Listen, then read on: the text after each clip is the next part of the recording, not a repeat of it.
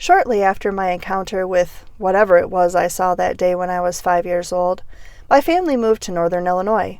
Although the town that we moved to was much larger than the town that I was born in, we managed to find a quiet neighborhood that was actually a lot like home.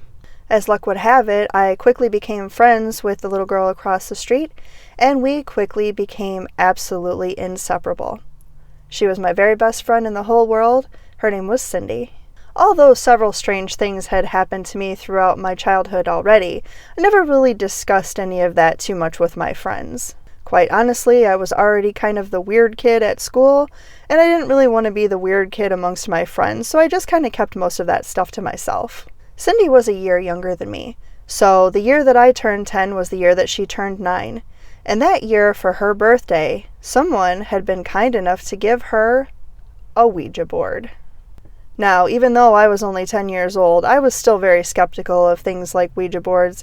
We didn't really know too much about what it was or what it was supposed to do, but I didn't really believe that people could use a game to talk to spirits.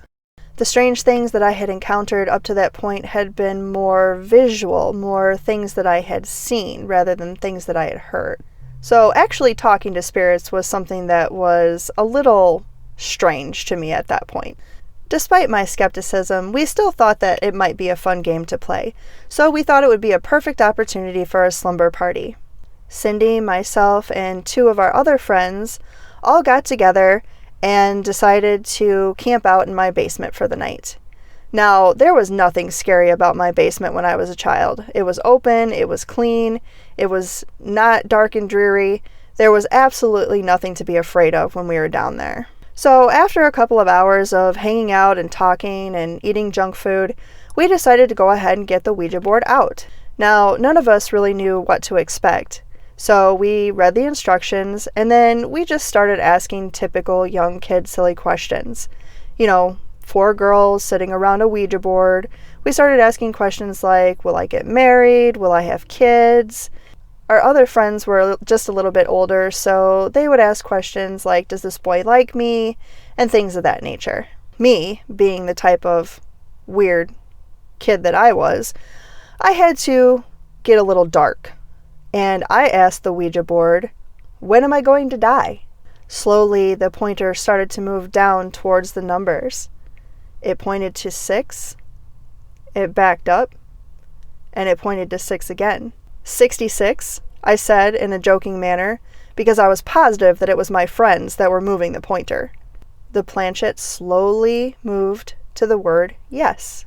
So I said, okay, well, how am I going to die?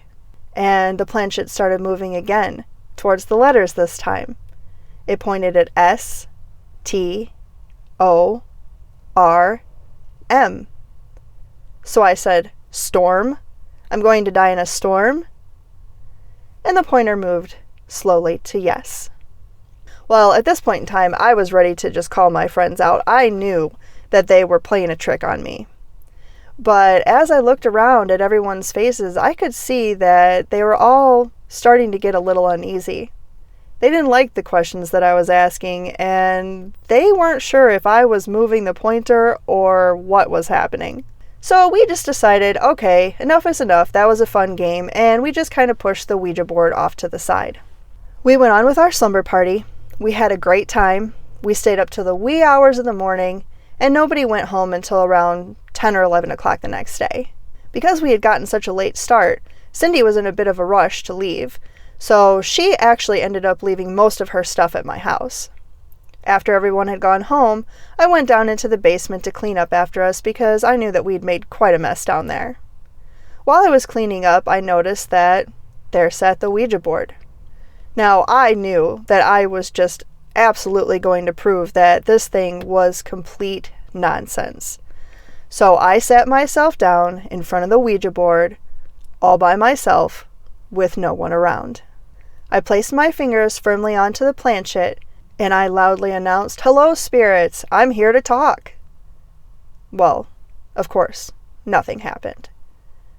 So then I very quickly said in a sarcastic voice, "Well, I guess no spirits want to talk to me today." Suddenly, the planchette started to move. It started to pull its way towards the word yes. I pushed down a little bit harder on the pointer. I thought, maybe if I push down on it, it won't be able to move. But it didn't work. It still slowly drug itself towards the word yes. I gasped, quickly pulled my fingers off the pointer, and watched in absolute disbelief as it moved by itself. It continued to slowly move across the board until the center of the planchette was completely over the word yes. I was terrified. I was terrified. I ran up out of that basement as fast as I could, and I ran straight over to Cindy's. I started telling her in a panic, "Cindy, the Ouija board, it moved by itself." And I told her the whole story. Then Cindy began to panic. She had no idea what to do or what to say. We ran and found my father. We asked him, we begged him, please go down into the basement and get that thing out of there. Of course, my father thought that we were being ridiculous. So he went into the basement and he got the Ouija board. He brought it upstairs and he tried to hand it to us. We said, "No, we don't want anything to do with that thing. Throw it away, get it out of here." And we quickly ran back into my house. We had no idea what my dad had done with that board, but we did not care. We were just glad that it was gone.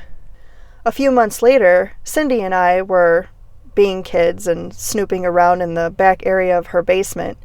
I think we were probably looking for Christmas presents that may have been hidden. I reached in between some comforters that were only used when company was in town, and I found a box. So I pulled it out, and it was the Ouija board. Cindy and I freaked out. We didn't know what was going on. Where had it come from? Why was it there? We ran upstairs and we asked her mom, "Why did you put the Ouija board there? Why didn't you get rid of it?" Her mother looked at us very confused. She had no idea what we were talking about. She said, "I didn't put the Ouija board there. I thought you gave it away." Now, it's possible that my father had given the Ouija board to Cindy's mother. It's possible that Cindy's mother had just forgotten that she had put it there. But she swore that she had no idea what we were talking about. None of us knew how it had gotten there, but we learned the hard way that a Ouija board is not a game that should be taken lightly.